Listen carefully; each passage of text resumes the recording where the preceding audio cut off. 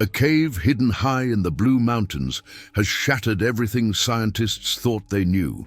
For decades, the textbooks insisted this place was unlivable during the Ice Age, too cold, too barren, too brutal for human survival. Yet, under its sandstone ceiling, archaeologists uncovered proof of families who not only survived here 20,000 years ago, but thrived: stone tools, grinding stones, ancient fire pits, and on the wall, the faint outline of a child's hand, pressed against rock like a whisper across time. This isn't just archaeology, it's a story about resilience, culture, and spirit. And tonight, we're going to step inside that shelter, trace the lives of its Ice Age occupants, and discover why this place has become one of the most significant finds in Australia's history. By the end, you'll see that Dargan Shelter isn't just a cave. It's a living archive of survival and meaning. So hit that subscribe button, give this video a like, and let's walk back into the Ice Age together. Perched more than a kilometre above sea level, Dargan Shelter doesn't reveal its secrets easily. To reach it, travellers wind along steep tracks where sandstone crunches underfoot and the air cools with altitude. Bushwalkers who've made the climb describe it as like stepping out of the present. And then, at the final turn, the trees open and a colossal sandstone cathedral rises from the ridge. The overhang towers 25 meters high. Its walls are streaked with ochre tones, etched by millennia of wind and rain. Step inside, and the acoustics shift. Every word bounces back, faintly delayed, as if the cave itself is listening. And then, there's the human mark, almost invisible until the light catches it. A tiny hand stencil believed to belong to a child. Archaeologist Dr. Amy Mosig-Way once paused at it and said, "That's the hand of a child who lived here. They played, they ate, they laughed, and they left their mark." That moment transforms the site. It's no longer just stone, it's memory. Excavations revealed nearly 700 artifacts beneath the floor. Radiocarbon dating of hearths proved continuous use for over 20,000 years, at the very peak of the last Ice Age. And here's the twist. By every logical measure, no one should have been able to live here. This high ground should have been uninhabitable. But people did live here, and they thrived. In early 2023, archaeologists began a cautious excavation beneath Dargan's overhang. At first, they expected fragments, perhaps a few flakes of stone, maybe signs of seasonal visits. Instead, they uncovered an entire world preserved beneath layers of ash and soil. Fireplaces still cradled the charcoal of ancient meals. Stones showed grooves where bone needles had been sharpened. Basalt pounders bore impact scars from cracking nuts. A sandstone slab carried parallel cuts, as though someone had dragged bone or wood across its surface to fashion a tool. Dr. Mosig-Way compared the find to walking into a kitchen 20,000 years later. The evidence wasn't scattered, it was systematic. This was daily life, frozen in time. Cooking, repairing clothes, making tools, feeding families. For decades, experts claimed Australia's highlands were too hostile during the Ice Age. Yet here lay nearly 700 artifacts, proof of sustained occupation. This wasn't a brief stopover. It was home. The shock rippled through the archaeological community. One researcher described it as expecting to find pebbles on the beach, and instead uncovering a shipwreck. The odds of such survival seemed impossible, and yet every stone told the same story. To grasp the magnitude of that story, picture the Blue Mountains at the height of the last glacial maximum.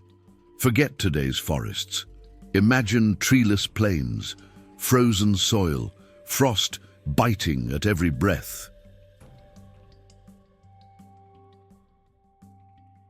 Nights plunged below freezing, snow blanketed the ridges, and firewood was scarce. An adventurer who once camped here in midwinter described it as the coldest, most unforgiving night of his life. That was with modern gear. The families of Dargan endured entire seasons with nothing but stone tools, animal hides, and knowledge passed down through generations. They built fires in the same hearths over and over, leaving ash layers that scientists now read like diary entries. They ground seeds on sandstone, cracked nuts with basalt hammers, stitched clothes with bone needles. They carried stone from as far as 70 kilometers away, evidence of planning, mobility, and perhaps trade.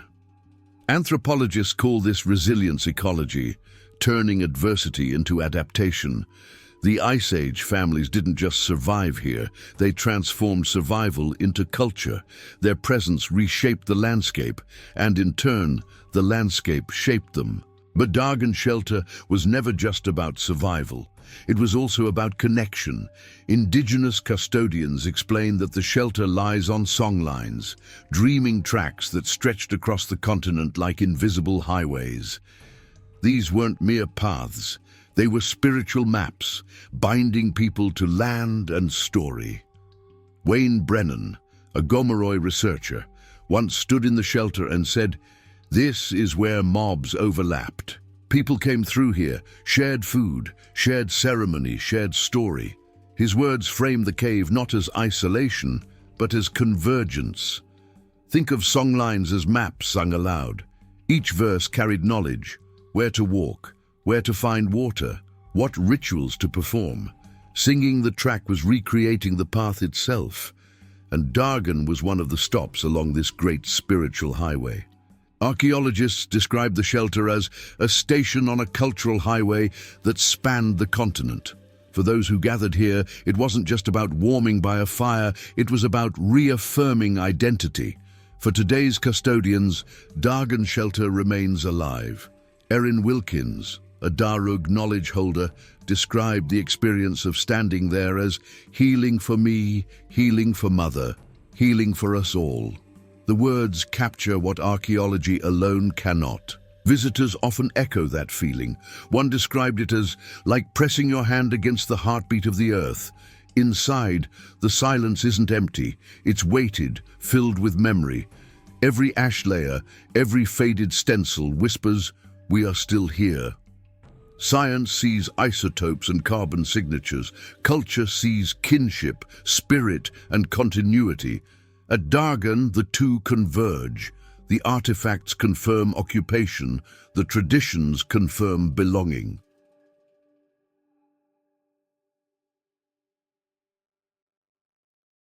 Together they create a dual archive, empirical and ancestral. That fusion matters. It shows that Dargan is not just a dig site. It is a living place, still speaking, still teaching, still healing. To treat it as anything less would be to miss its essence. History has always tested our assumptions. Comets were once fiery gods. Astronomers imagined Venus cloaked in tropical jungles. Even NASA once misread the glint of a car in orbit, a Tesla Roadster, for an asteroid. Again and again, certainty collapses under evidence. Dargan Shelter delivers another such lesson. For years, the narrative was clear. The highlands were uninhabitable during the Ice Age. That belief felt obvious, until 693 artifacts told a different story. Dr. Mo Sigway summed it up. Every stone is a story, and when we read them carefully, they remind us how wrong we can be. That humility is essential. It reminds us that survival is often found in the least expected places. The Ice Age families of Dargan weren't just scraping by. They were innovating, adapting, and creating culture in the harshest of conditions. Their resilience reframes what it means to be human, and that inheritance may be our oldest lesson. Research at Dargan continues today. Archaeologists sift through grains of sediment, each holding fragments of charcoal or bone. Every layer is another page in the book of human history. Custodians stand beside them, ensuring the cave is treated not just as data, but as sacred country. Brennan once explained, "To heal our people is to heal our country, and to heal our country is to heal our story." That perspective reframes excavation itself, not just as science, but as restoration. Future digs in the Blue Mountains may reveal more sites like Dargan. Already, the discovery has forced a rewrite of textbooks.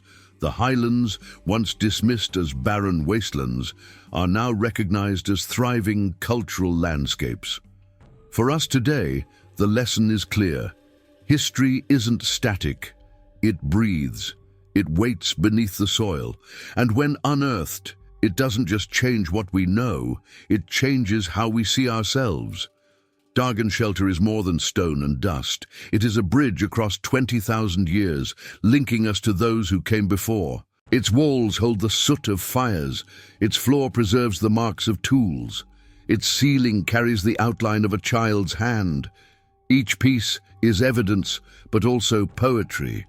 Some call it a cathedral, others a classroom. In truth, it is both, a place that humbles and teaches. Perhaps the greatest lesson is this: history isn't buried. It speaks through stone and through spirit. And when we listen, we uncover more than the past. We uncover ourselves.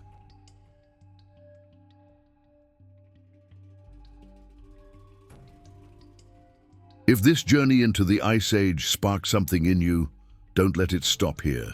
Hit that like button, subscribe to the channel, and share this story with friends who love exploring the unknown, and join the conversation. Do you see these artifacts as simple tools of survival, or as messages left behind for us to discover?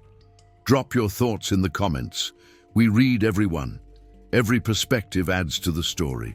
Every question keeps curiosity alive, and curiosity is humanity's greatest engine. Stay curious, keep questioning, and together we'll continue uncovering the mysteries that connect us all.